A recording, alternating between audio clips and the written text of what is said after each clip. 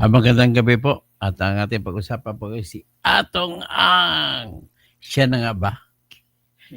May lumabas kasi ng mga datistigo si alias Totoy na siya ay isa sa mga kinasuhan sa pagkakawala ng mga sabungero. At ang pagkawala nito ay 34, hindi lang daw isang 34, umabot pa sa 100 na mga hinulog sa Taal Lake. Ang problema sa Taal Lake, sabi ng ah, Coast Guard, ay very, very challenging. Bakit challenging? Kasi ang hirap daw ito at ang hirap, ano tawag nito sa Tagalog? Um, sa Bisaya, ang hirap, salumin, sisirin. Dahil 175 meters daw ang lalim. So ang kaya lang daw normally ng mga divers ay 100 meters ang lalim. Pero paano niyan kung 175 meters? So ibig sabihin kasi ang mga nawalang sabungero daw, ayon sa kay alias Totoy, ay tinalian sa katawan tapos may mga bato. So dinano silang bato sa ilalim hanggang sa tubig, hindi na makikita. Tapos ayon sa kwento ay sa mga investigasyon ng Senado, tinuturo malamang si Atong Ang. Si Atong Ang naman, ang kanyang depensa, hindi po ako yun. Kasi siya daw ang pinakamalaki na isabong noong panahon na yon. At ang isabong niya ay 90% sa mga tumataya ay nasa Lucky 8. Yung Lucky 8 ay siya ang may-ari. So, ang sabi niya, ginawa daw yun ng iba. Ang parang tinuturo niya gumawa no si Bong Pineda. Kasi may isabong din si Bong Pineda. So para masira niya, makukuha ni Bong Pineda at saka pwede rin tinuturo si Arnie Teves para makuha nila yung mga ng isabong ay kailangan siraan nilang Lucky 8. Parang ibang mananaya na doon na pupunta sa kanila. Tinuturo niya rin yung kaklase ni Bato na si General Kaskulan na namatay na nga ito. Ang tinuturo niya ito ay nagpapaisabong din at malamang sila ang dahilan kung bakit namatay. Pero ang tinuturo, dinidiin talaga ni Atong Ang ay si Bong Pineda. Kasi sinasabi niya parang ito yung may pinakakayahan na walang konsensya na pumatay ng tao. So, pero may lumabas na alias Totoy. Sinabi ni alias Totoy na hindi niya binanggit, tinago nila yung sa kanilang interview ng GMA7. Tinago nila, talagang ni-redact nila, na minute nila nung nagsalita si Totoy kung sino yung nag-utos. Pero mapakinggan po natin sa 3 years ago sa Senate hearing na binabanggit mismo ng mga testigo na tinuturo si Atong Ang. Si Atong naman ay depensa na depensa. Garit na garit pa nga siya na sumagot kay Bato de la Rosa, senator. Kasi galit na galit siya dahil kaklase ni Bato de la Rosa yung isang bungero na si Kaskulan. So siguro ito naman po ang Philippine National Police, dahil po ito may lumabas na bagong testigo, ay naniniguro si spokeswoman ni General Nick Torre na wala silang sasantuhin, wala silang kahit sino pa naman yan, policeman o kahit sino man, negosyante man na nagmamalaki, kung sino man ay kaya na wala silang papatawarin, wala silang sasantuhin sa bagong investigasyon. So kung dahil sa tinuro na si Atong Ang noon kahit sa Senate hearing din, ay malamang lalabas ito ngayon si Atong Ang. So he is the most formidable opponent of the police officers. Kasi kung mga police officer ay mag-implement ng tinatawag na paghuhuli sa mga pumatay, ito na ang problema. So ang isa sa pinakamahirap hulihin diyan ay si Bong Pineda. Kung si Bong Pineda nga naman ang naging dahilan ng pagkawala. So ang problema lang 'to, kasunod na challenge sa prosecution. Ang challenge sa prosecution ay ganito, paano mo ngayon maiko-convict si Atong Ang o si Bong Pineda na murder kung hindi na makikita yung katawan ng tao na patay? Yan ang pinakaproblema. Ayon kay Elias Totoy, isa siya sa inutusan na magbaon ng mga sabongero doon sa ilalim ng tubig ng Taal Lake. Ang problema nga sa Taal Lake, sabi pa ng Philippine Coast Guard, napakalalim. Ang kaya lang daw ng kanilang diver sa Philippine Coast Guard ay 100 meters. Siyempre baka puputok na yung tainga ng tao kapag malalim pa 175 meters. So kailangan niya ngayon, magbibitbit sila ng compartment, parang drum na malaki, at papasukan ng normal na pressure at bababa na parang submarine. At yun na ngayon ang pupunta doon sa pinakailalim ng tubig. So, pwede ngayong ginagawa, di ba mayroon namang mga drone na submarine drones? Pwedeng gagamitin ng mga drones pababa. Pero saan kaya kailangan makahiram ng technology sa Singapore o sa kung saan-saan sa Amerika? Ganon po ang challenge ngayon. Pero ito po, pakinggan natin yung mga inanunsyo ng pulis dito. Pakinggan natin. Kasi siguro natunghayan na niyo na nagsalita na yung tao na nagsasabi na isa siya sa inutusang pumatay. Naghulog, hindi pumatay, kundi nagbaon sa mga sabongero nandun at mahigit 100 daw ang binaon nila sa Taal Lake. So ito po yun. Tiniyak ng Philippine National Police ang mahigpit na paipagtulungan nito sa investigasyon hinggil sa mga nawawalang sabongero. Ang Philippine Coast Guard naman bukas na tumulong kung kakailanganing sumisid sa Taal Lake kung saan sinabing dinala ang labi ng mga sabongero. Si Ryan Lesiges sa sentro ng balita. Wala umanong sasantuhin ng Philippine National Police o PNP sa gagawing investigasyon kaugnay sa mga nawawalang sabongero.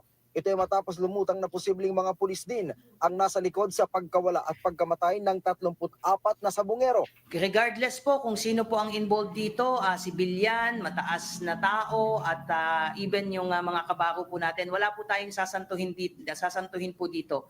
So antayin po natin yung full disclosure po nitong lumabas po na possible witness po at gaya po ng nasabi natin kung ano pong assistance ang po pwede po nating ibigay dito po sa possible witness, and of course yung ating investigative assistance na hihingin po sa atin ng DOJ ay ibibigay po yan ng Philippine National Police. Sure ka? Sure?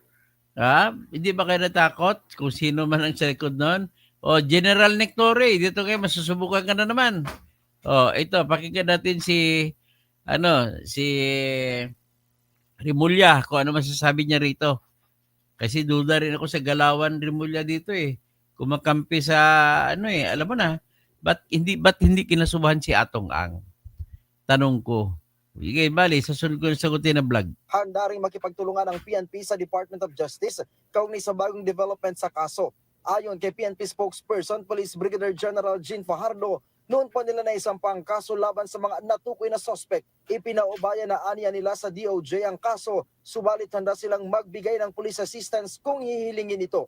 Ang Philippine Coast Guard handa rin na tumulong kung sakaling kailanganin ng divers na sisisid sa Taal Lake kung saan pinaniniwalaang itinapon ang mga katawan ng 34 na sabongero.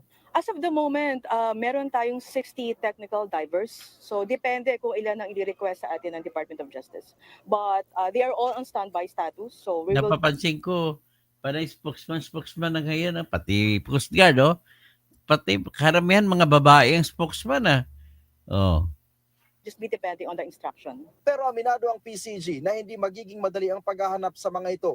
Bukod sa kalidad ng tubig, magiging hamon din sa mga divers ang lalim ng Taal Lake. Ang nakikita namin magiging challenge is yung lalim at lapad ng Taal Lake kasi we have 174 meters in depth. And although may mga experience ang ating mga technical divers, pero as per history ng kanilang mga operations, I think they just dive hanggang 100 meters in depth lang. So Ryan Lisiges para sa Pambansang TV sa Bagong Pilipinas. O yan ha. Tiniyak ng Philippine National So, Police ang may delikado na si ano. Alam mo na sino, baka si Atong ang tinuturo rito. So, handa naman siguro sila. Marami naman mga abogado si Atong ang. Pero hindi ba talaga abogado kailangan kung sino may kasalanan, paparusahan, di ba? Ito pakinggan natin naman si Atong ang sa kanyang depensa noong panahon sa Senate hearing. At ipapakita natin. At judge him by the way he speaks. Kung ako naman tanongin nyo, mukhang natataranta siya, napapanik siya sa sagot na to ni Bato de la Rosa. Tingnan mo, pakinggan natin ha. Ito, pakinggan nyo. Ang Lucky 8, parang Lucky 8, honor of Lucky 8, mamaya sasabihin ko sa inyo. Hindi na- siya makasalita na maayos. Magandang lang. Parang ano na ang Lucky 8, Paulit-ulit, Parang- pabalik-balik, laki 8. parang ginano nyo na guilty eh.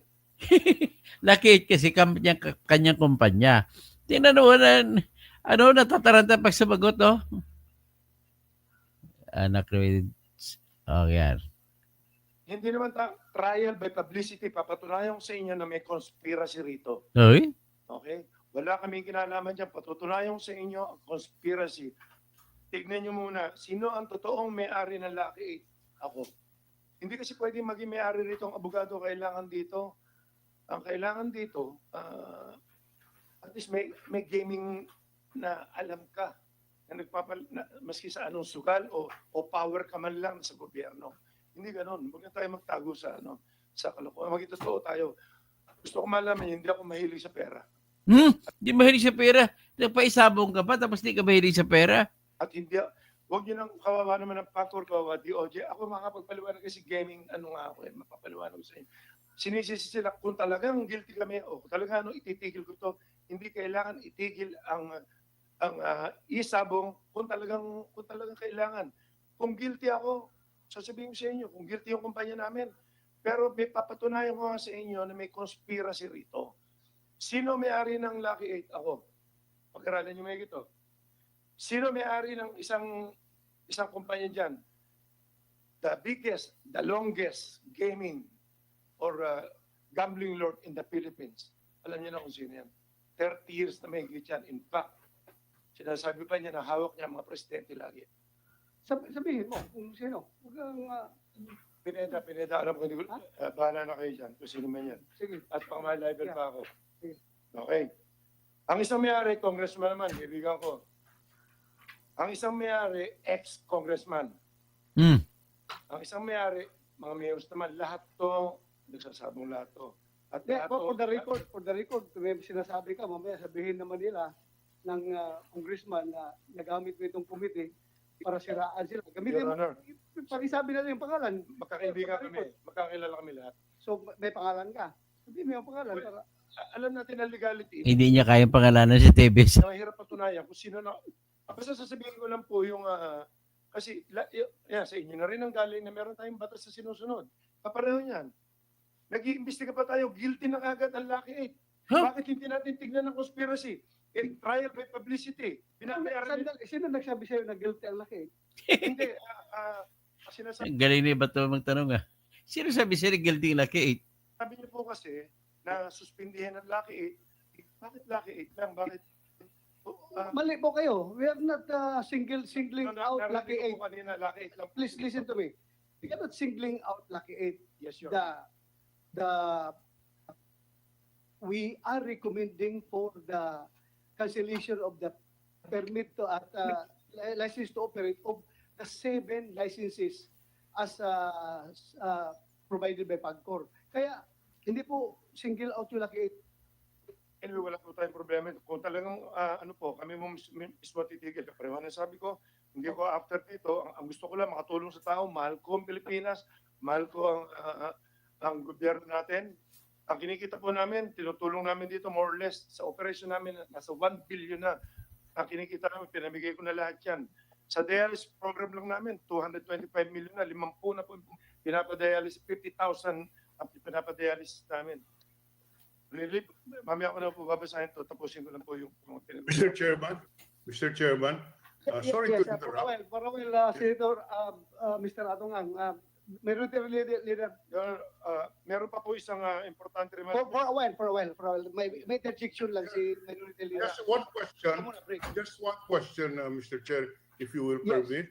Since the resource person has mentioned that he is the owner, he admitted he's the owner of Block A, he mentioned that there are other licensees. Would the good resource person be able to state on the record who are these licenses Oh, of Isabong? Yes, we can do that. Sinabi niya. Yes, Oh, we can yes, do that. We can do that. Yes, if he can enumerate. Yeah, there is a request coming from Senator Dillon that yung sinabi mo mga pangalan, bigyan mo ng mukha, bigyan mo ng bigyan mo ng kung sino yung congressman, sino yung ex-congressman, sabihin mo na for the record of this committee. Kasi nagsabi ka naman, inamin mo naman na ikaw ang laki then yung iba, pangalanan na natin. Okay, ganito. Okay. Please go ahead. Ang alam ko rito, 6 kami na magkakilala rito. Okay, number Anim. 1 ako. So, number 2, Kebong Pineda. Number 3, kila Congressman Tevez. Number 4, hindi ko na alam yung mga kumpanya nila. Kay ex-Congressman Patrick Antonio. Number 5, kila Mayor Ella Nagaño. Number 6, kila General Cascolan, class 86. Masyadong mahirap, mabigat. Kung titingnan nyo ang conspiracy rito, makikita nyo itong laban na to. Your Honor, nasabi ko naman, hindi ako, well, total, delikado rin naman ang buhay ko dyan. Bahala na, kung ano mangyayari dyan. Papunta na rin kasi sa senaryo na talagang Pixel nila. 925. Kasi 90% Mahulog ka sa bangko. sa income ng Yung sinabi ni sa Atong, she operation, does not like money. 90 to 95 kami yun. Dahil nasa akin lahat ng members ko lahat ang buong Nangamuti nga Pilipinas si Atong. na sa Bungero kasi legit talaga na maayos lahat to. Nakita rin naman nila kung ano ang purpose ito, hindi lang gumawa ng pera. Okay klaro Oh. So, ano sa tingin nyo? Your judgment is as good as mine. Sa totoo lang, yun. Ang duda ko talaga, hindi lang duda, talagang ang paniwala ko talaga si Atong ang dahilan kung bakit nawawala yung mga sabungero na yun. Bakit? Una kong dahilan is nawala, pumunta doon sa kanyang sabungan. Kung kanyang sabungan yun, mga gwardiya po ng sabungan ang mga kaharap ditong mga taong nawala. Ngayon, sa tingin mo kung si Bong Pineda yon, sa tingin mo ba kaya si Bong Pineda magkaroon ng lakas ng loob na pupunta doon sa sabungan ni Atong Ang? Ang dami ng mga gwardiya ni Atong Ang. Sa tingin mo kaya si Tevez nung araw nang sa kalabas pa siya, kaya niyang gawin yun? Sa tingin mo ba si General Cascula na classmate ni Bato na nag-engage din sa Isabong, kaya niyang gawin yun? O sa tingin niyo si Patrick Antonio, kaya niyang gawin yun? Sino pa isa? Nakalimutan isang pangalan. Kaya iyan ang dahilan na walang ibang maghimasok kukuha ng mga sabungero na pumupunta sa sabungan ni Atong Ang. Pasensya ka na, Atong. Hindi kumaalis ang katotohanan na dyan nawala sa sabungan mo. Although, pwede natin tingnan yung argumento mo dahil sa ikaw ang pinakamalaking sabungan, gusto kang sisirain ng lahat. Pwede rin kasi may utak sa liwa din si Bong Pineda, gano'n. May utak din na gano'n si Tevez. Mamamatay tao rin si Tevez. Pero, pasensya ka na, yung kaisipan ko talaga, ikaw at ikaw lang ang nagpabaon sa Taal Lake nung mga 34 na sabungero na yun. At sinabi ni Elias Totoy, mahigit 100 na ang ibinaon niyo doon. Ngayon, yan lang po ang ating muna sasabihin. Abangan na natin ang kasusunod subaybayan natin ang telenovela na ito. Pero wala pa akong sinabi na si Ato nga. Pero akin, suspetsa ko, paniwala ko, si Ato nga. Okay? Pero wala tayong ebidensya. Yan lang ang binabanggit ko. So magandang hapon, no? Wonder Mike. Si Elliot de la Cruz, si Bato ang killer. Wala nang kinalaman si Bato doon. Ang ano doon, ang killer doon, alam niyo na, alam na this. Si Vicente Ferrer, i-outlaw na yung sabong. O matagal nang outlaw to, pero ibig sabihin, binuhay lang ulit dahil lumitaw ang isang testigo na isa sa mga inutusan para ibaon sa Taal Lake ang mga sabungero. Si Vicente Ferrer, salamat po sa pakipagsabi mo dito. Si Pixel 925, muntik siya mahulog sa upuan ng binanggit ni Atong ang I don't like money. Ano na lang kayo sasabihin ni Sunshine Cruz nito? Kakapakasal pa lang niya kay Atong ang. Kasal na ba sila, Lay? Hindi pa. Tapos, mabibilanggo lang ang kanyang bagong mahal. Baka babalik sa kay Cesar, kay Cesar, ano? Sino Cesar? Si Cesar, ano pinito yung Cesar? Montano, oo. PEC 0925, good evening, Cora McCarver. Nangamuti siya sa pagsasagot. Marie Ivalya, itanim kaso sa mga Duterte, baka kasama mga allies ni Duterte. Sally Cecile, baka pagsisid nyo, biglang sumabog ang Taal Volcano. Cora McCarver, totoo ba yan sinasabi Fajardo? Kasi you are known to be a pathological liar. Yun, testingan natin. Simeon Casas, sa mga sabongero, antayin po natin alias Totoy, isa ring magbaon sa 34 ng mga sabongero sa Taal Lake. Sa Melchor Tugunon, kay tagal ngayon lang lumutang ungay. Yung kano mo si Colonel Tugunon, na kaibigan ko. Pastor Rodi Rabi, Pastor, ito na matindi. Pasensya na kayo, ang sinusot ko ngayon ang tibuli ko na lusot. Nasut. Tibuli ito ha. Ito yung tinatawag na tinalak. Pag gumawa ito mga tibuli na katutubo, nananaginip po na sila. Kung hindi sila mananaginip, hindi sila gagawa ng ganito. Doon po ito matatagpuan sa bayan ng Tibuli sa South Cotabato. Okay, sa Hope Brent, magandang gabi po sa lahat. Tapos, Spectre 95, moral of the story, better not eat tilapia. Kasi lalo ng tilapia galing sa Taal Lake. Naku, di ba marami, ano bang mga, parang mukhang tulingan, ano bang isda dyan? Sa kan? Tawilis, naku. Ang tawilis dyan. Diyan lang nakukuha sa Taal Lake. Ano, kakain pa ba kayo ng taal ng tawilis? PEC 0925? Naku. Hey. Sige, hanggang dyan na muna tayo. Magandang gabi po sa lahat.